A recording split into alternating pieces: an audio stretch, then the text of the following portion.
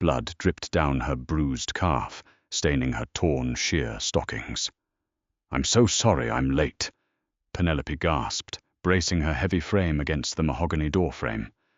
Mateo, the ruthless head of the Chicago syndicate, didn't care about the missing $2 million anymore. His dead, cold eyes locked instantly onto her shattered knee. Rain hammered against the slick, cracked pavement of Chicago's West Loop, washing away the grime of the city, but doing nothing to cleanse the terror gripping Penelope Hayes. Every step she took sent a blinding, white-hot spike of agony shooting up from her right knee to her hip. She dragged her leg, her breath coming in ragged, shallow gasps, her wet hair plastered against her cheeks. She was 20 minutes late. For a regular business meeting, 20 minutes was a faux pas. For a meeting with Mateo Navarro, the undisputed king of the Navarro crime family, 20 minutes late was a death sentence. Penelope knew the stories. Everyone in the city's underground financial district knew the stories. Mateo didn't negotiate, he didn't compromise, and he certainly didn't wait. Penelope clutched her ruined purse to her chest, her knuckles entirely white. She was a plus-size accountant, a woman who had spent her entire 32 years of life trying desperately to take up less space, to apologize for her soft curves and heavy thighs in a world that demanded sharp angles and perfection. She wore dark, shapeless clothes. She kept her head down. She worked hard. None of it had saved her. Her ex-fiancé, Jimmy Garrison, had seen to that. Jimmy was a charming, silver-tongued parasite who had used Penelope's legitimate accounting firm to quietly launder money for the Navarro family. Penelope had been completely blind to it, blinded by the rare affection of a man she thought actually loved her, despite her weight, despite her insecurities. 2 days ago, Jimmy vanished, leaving behind a gutted bank account and a $2 million deficit in Mateo Navarro's ledgers. He also left Penelope's signature on every fraudulent document. 10 minutes ago, as she had rushed from the L train station toward the private restaurant where Mateo had summoned her, 3 men had cornered her in a blind alley. They weren't muggers. They wore expensive leather jackets and carried heavy, lead-weighted pipes. Jimmy owes the Volkoffs 2 fatty, one had hissed, slamming the pipe into the back of her knee. Consider this a down payment. She had survived only because a stray police cruiser had flashed its lights at the end of the alley, scattering the thugs into the shadows. Left in the mud, Penelope had forced herself up. She had to get to Mateo. If she didn't show up to explain, he would send his own men to her mother's house in Evanston. She couldn't let that happen. Gasping for air, Penelope finally reached the heavy, unmarked brass doors of Il Cacciatore, an exclusive closed-door establishment owned by the syndicate. The 2 massive guards flanking the entrance took one look at her soaked, mud-stained navy dress, her bleeding leg, and her terrified, tear-streaked face. Without a word, one of them pulled the heavy door open. The interior was a stark contrast to the brutal storm outside. Warm amber lighting the scent of truffles and expensive cigars, and the soft hum of jazz filled the expansive, empty dining room. The restaurant had been completely cleared out for this meeting. At the far end of the room, sitting at a long table draped in pristine white linen, was Mateo Navarro. He was a terrifyingly beautiful man, carved from Sicilian marble and cold cruelty. Dressed in a bespoke charcoal suit that emphasized his broad shoulders, he sat with a glass of scotch in one hand, staring at the door. Beside him stood his enforcer, Carmine, a man whose face was a map of old knife scars. Penelope's heart hammered against her ribs like a trapped bird. She took a step forward, and her right knee completely buckled. She caught herself on the edge of a leather booth, knocking over a crystal glass that shattered on the hardwood floor. The sharp sound echoed through the silent restaurant like a gunshot. I am so sorry," Penelope stammered, her voice trembling violently. She forced herself to stand upright, ignoring the searing pain in her leg. Her wet clothes clung uncomfortably to her heavy frame, making her feel incredibly vulnerable and exposed. "I'm sorry I'm late, Mr. Navarro. I have the files. I have the proof that Jimmy—" Mateo didn't look at the wet manila folder she held up.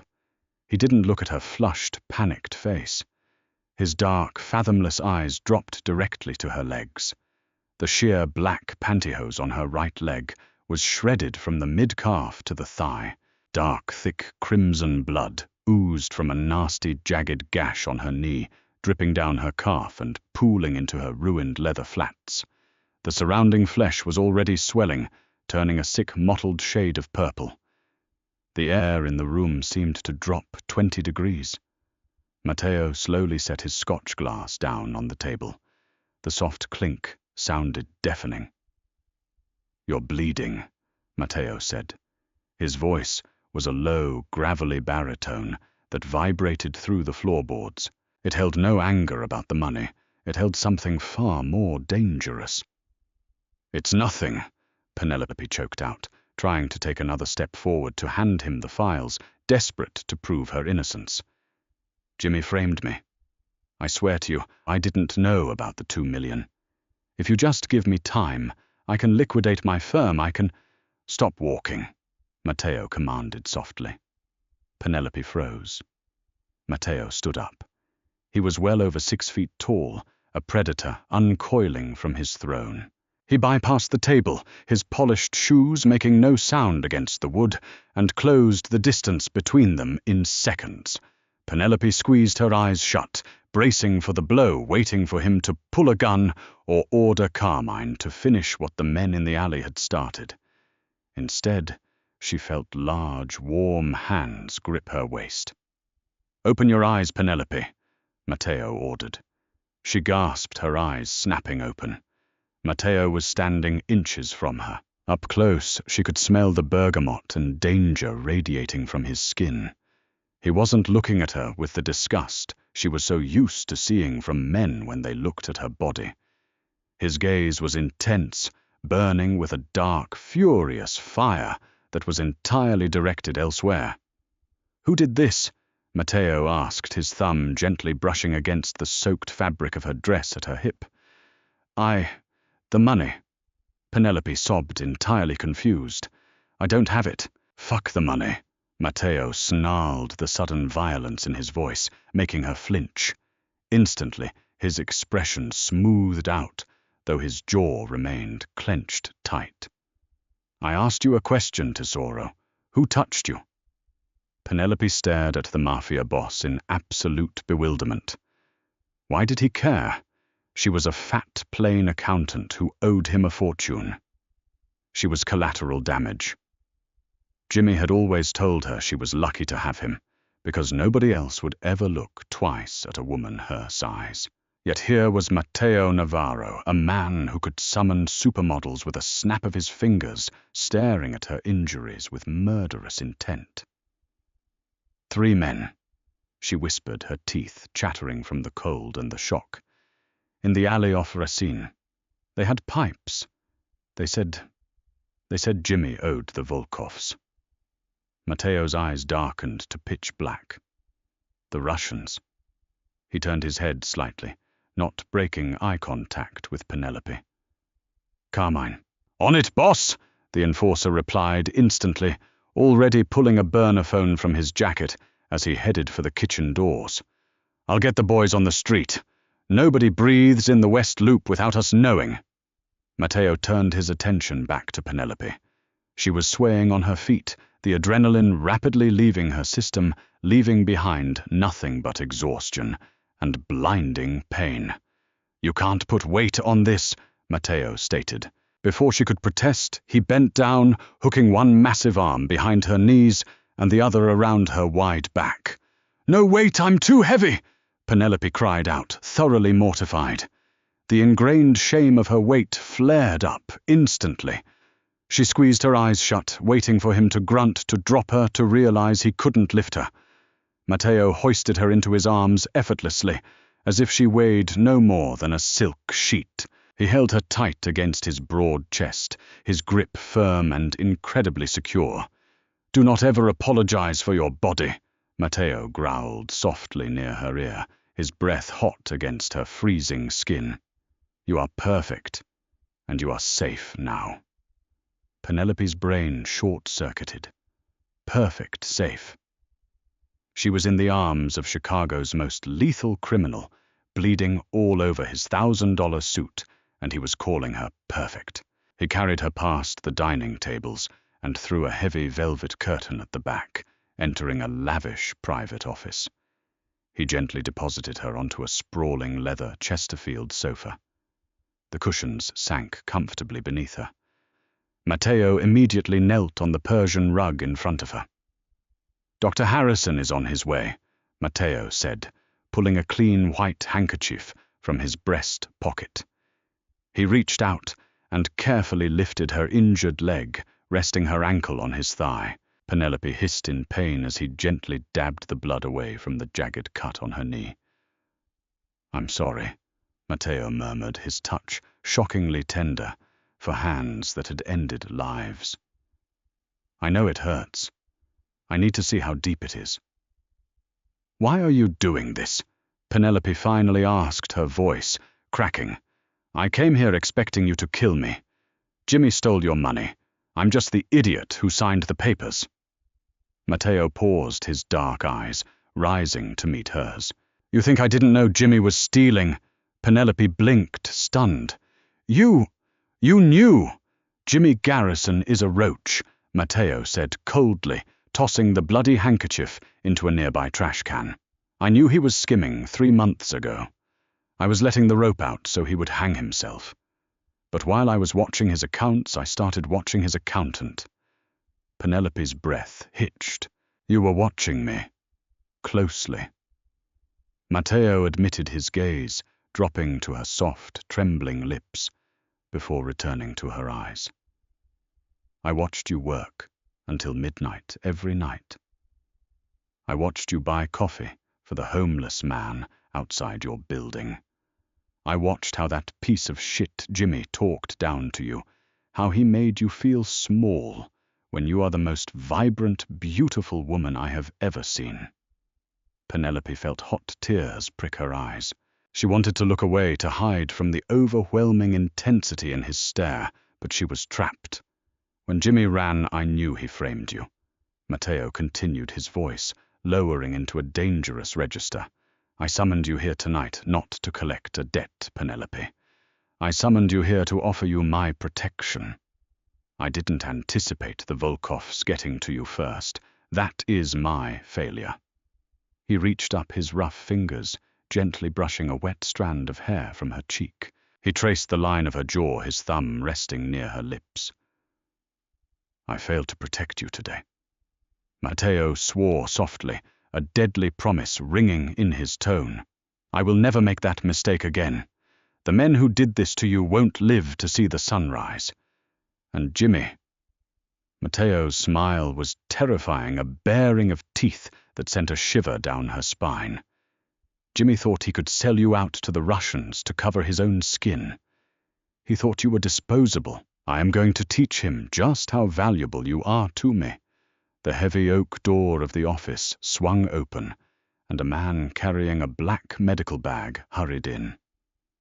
Dr. Harrison didn't look like a mob doctor. He looked like a weary ER physician, which he likely was. He froze when he saw the boss of the Navarro family kneeling on the floor, holding a weeping, plus-size woman's leg as if it were spun gold. "Fix her," Matteo commanded, not taking his eyes off Penelope. "And if you cause her any unnecessary pain, Doc, you'll answer to me." As the doctor rushed forward to administer a local anesthetic, Penelope stared at Matteo Navarro. The terror that had fueled her for the last 48 hours began to melt away, replaced by something entirely new, something terrifying in a completely different way. The most dangerous man in Chicago wasn't going to kill her. He was going to wage a war for her. Sunlight pierced the floor-to-ceiling windows of the sprawling Gold Coast penthouse, casting long golden shadows across the flawless Italian marble floor. Penelope awoke gradually, her senses flooded with the unfamiliar scent of expensive cedar and masculine bergamot. She was lying in a massive king-sized bed, surrounded by sheets that felt like liquid silk against her skin.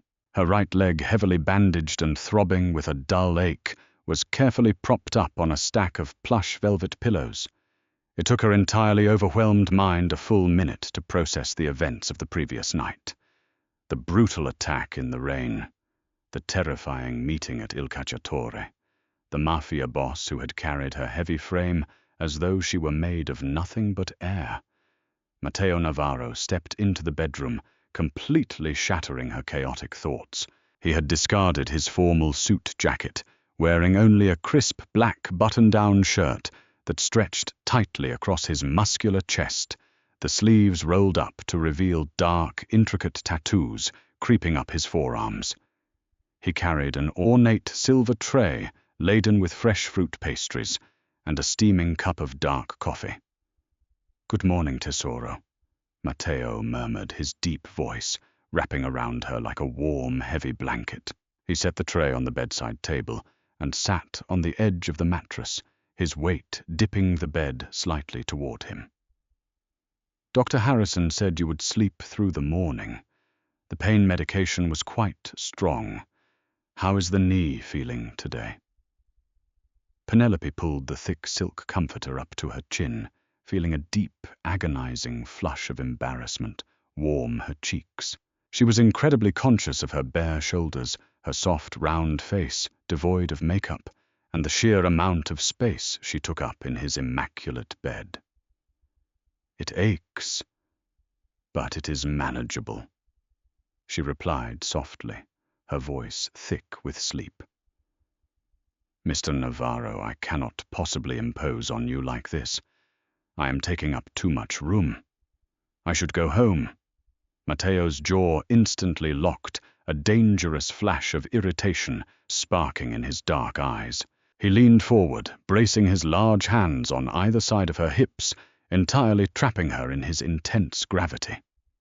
"Rule number 1 in my home, Penelope," Matteo commanded gently, his tone leaving absolutely no room for debate. "Do not ever speak about yourself with such disrespect. You are not imposing. You do not take up too much room. Your body is a work of art, soft and magnificent, and this bed has never looked better than it does right this very second with you in it. Do you understand me?" Tears pricked her eyes completely unbidden. Nobody had ever spoken to her like that. Jimmy had spent their entire 3-year relationship subtly suggesting gym memberships, buying her clothes a size too small as motivation, and making her feel utterly monstrous. Matteo looked at her as if she were a goddess carved from marble. She could only manage a small, trembling nod. "Good," Matteo praised his expression, softening as he reached out to brush a stray curl behind her ear. "Eat your breakfast, then we have business to attend to." Carmine located Jimmy's safe house, but the rat had already fled. "I need your brilliant mind to tell me exactly where he went." Determined to prove her worth, Penelope ate quickly. Within 30 minutes, Matteo had transferred her to a luxurious leather armchair in his private study, a heavy mahogany desk placed over her lap to accommodate her injured leg. He provided her with 3 encrypted laptops and a stack of physical ledgers recovered from Jimmy's abandoned office. Penelope fell into the numbers. It was her safe haven. As she cross-referenced the Navarro family's legitimate waste management invoices against the offshore routing numbers, Jimmy had managed a terrifying pattern began to emerge. Jimmy hadn't merely stolen $2 million to pay off a gambling debt. He had fundamentally rewired the syndicate's financial architecture. She quickly formatted her findings into a clear, concise visual for Matteo to understand the gravity of the betrayal. "Matteo!" Penelope called out, her heart hammering against her ribs. He was at her side in a fraction of a second, staring down at the illuminated laptop screen. "He didn't just steal from you," Penelope explained, her finger trembling as she pointed to the destination accounts. "He paid the Russians, Alexei Volkov. Jimmy was intentionally bleeding your accounts dry to fund the Volkov's expansion into the Southside territory. Here are the critical failure points. The Cayman Reserves. Jimmy bypassed the dual authentication protocols by forging Penelope's signature, completely draining the family's emergency liquidity. The shipping manifests. He deliberately rerouted 3 major shipments of heavy weaponry directly into Volkov-controlled warehouses. The assassination fund. The final transfer of $950,000 was flagged under a specific coding matrix. It was a bounty. Matteo stared at the screen, his terrifyingly calm demeanor betraying nothing but the temperature in the room plummeted. The silence was deafening heavy with the promise of catastrophic violence. Jimmy hadn't just embezzled money. He had funded a hostile takeover and placed a hit on Matteo's head. Before Matteo could speak, the heavy oak doors of the study burst open. Carmine strode in, his knuckles split and bleeding, a grim smile plastered across his scarred face. "Boss," Carmine announced, tossing a bloodied silver Rolex onto the desk. "The boys caught a rat trying to board a private charter at Midway Airport. Jimmy is in the basement." The underground bunker beneath the Navarro estate was soundproof, lined with concrete, and smelled sharply of copper and bleach. Penelope insisted on going down. She refused to hide in the penthouse, while the man who had ruined her life faced his reckoning. Matteo had initially forbidden it, completely terrified that the violence would traumatize her, but her absolute, unwavering stubbornness had ultimately won him over. He carried her down the steep concrete stairs himself, seating her safely on a metal folding chair in the shadows, wrapping his heavy cashmere coat around her trembling shoulders. Jimmy Garrison was suspended by his wrists from a steel beam in the center of the room. He looked absolutely pathetic. His custom designer suit was shredded and stained, his face bruised and swollen, and his lips split entirely in 2. He whimpered like a beaten dog as Matteo stepped into the harsh glare of the single overhead spotlight. "Jimmy!" Matteo purred his voice, dropping an octave, resonating with demonic calm. He slowly unbuttoned his cuffs, rolling them up over his tattooed forearms. "You have been incredibly busy." Jimmy coughed, spitting a mixture of blood and saliva onto the concrete floor. "Matteo, please, listen to me. The Russians. Alexei forced me. He threatened to kill me. I had to give them the money." "You transferred the money voluntarily to purchase my shipping routes," Matteo corrected him smoothly, picking up a heavy steel wrench from a nearby metal tray. "You placed a bounty on my head. But honestly, Jimmy, the money is completely irrelevant to me now. Money can be replaced. Routes can be reclaimed. But you made a fatal mistake that I cannot simply overlook." Matteo stepped aside, allowing the harsh spotlight to partially illuminate the corner where Penelope sat, wrapped in his coat. Jimmy squinted through his swollen eyes. When he registered who was sitting there, a look of absolute bewildered disgust crossed his bloody face. "Penny, what the hell are you doing down here?" "Did you bring her here to do the books, Matteo? Is that it?" "She is not here to do the books," Matteo stated coldly. Jimmy let out a breathless, mocking laugh, completely blind to the lethal danger radiating from the Mafia Boss. "Wait, you can't be serious. You and her, Jesus Christ, Matteo. You could have any supermodel in Chicago, and you're claiming my sloppy seconds. Look at her. She's a fat, pathetic cow. She couldn't even walk up a flight of stairs without losing her breath. I only kept her around because her firm was useful." The words hit Penelope like a physical blow, digging deep into her lifelong insecurities. She instinctively shrank back into the coat, trying to make her large body disappear into the shadows. Matteo didn't shout. He didn't scream. He moved with the terrifying, blinding speed of a striking viper. The heavy steel wrench swung in a brutal, perfect arc, connecting directly with Jimmy's left kneecap. The sound of shattering bone echoed like a gunshot in the confined concrete room. Jimmy threw his head back, letting out a blood-curdling, agonizing scream that tore from his throat. He thrashed violently against the heavy chains binding his wrists, sobbing and pleading as agony ripped through his nervous system. Matteo stood perfectly still, watching the man writhe. "She apologized to me for being late," Matteo whispered, his voice slicing through Jimmy's pathetic screams. "She was bleeding, terrified, and in excruciating pain because of the thugs you sent after her, and yet she apologized to me." Matteo took a slow, deliberate step closer to the hanging man. "You used her. You mocked her. You completely failed to see the magnificent, intelligent, beautiful queen standing right in front of you. You made her feel small, Jimmy, when she is a goddess who deserves to take up all the space in the world." Matteo raised the wrench again. "This knee is for the pain you caused her yesterday." The wrench descended again, obliterating Jimmy's right kneecap. Another horrifying scream shattered the air, immediately followed by the sound of Jimmy vomiting onto the floor as his body completely succumbed to the catastrophic shock. Matteo casually tossed the bloody wrench onto the metal tray. He didn't spare the whimpering broken man another glance.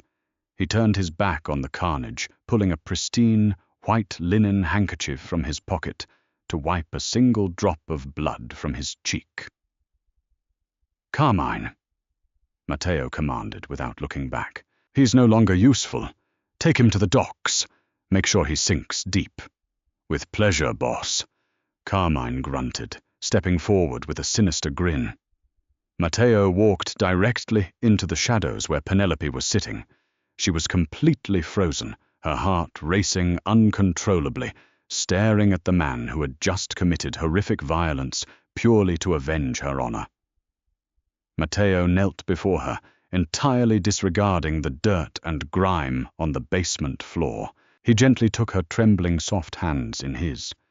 "He will never insult you again. He will never hurt you again," Matteo vowed, pressing a fiercely tender kiss to her knuckles. His dark eyes searched her face, completely stripped of their earlier cruelty, leaving behind nothing but raw, burning devotion. "You belong to me now, Penelope. You are not a pawn. You are not collateral damage. You are the woman who holds my heart, my syndicate, and my entire world in her hands. Will you stay with me?" Penelope looked at the terrifying mob boss kneeling before her. For the very first time in her entire life, she did not feel the need to shrink, to hide, or to apologize for her existence. She felt incredibly powerful. She felt unconditionally loved. "Yes," she whispered, her voice steady and resolute. "I will stay." Matteo smiled, a genuine, breathtaking expression that transformed his hardened face. He scooped her effortlessly into his powerful arms, carrying his newly crowned queen out of the dark, bloody basement and up toward the blinding light of their new empire. Did this thrilling mafia romance keep you on the absolute edge of your seat? Penelope and Matteo's intense journey from a bloody alleyway to ruling the Chicago underground proves that true power lies in unconditional loyalty and devotion. If you loved this dramatic twist on dark romance and want more gripping stories, please hit that like button, share this video with your fellow fiction lovers, and subscribe to our channel for weekly heart-pounding tales. Your continued support means the world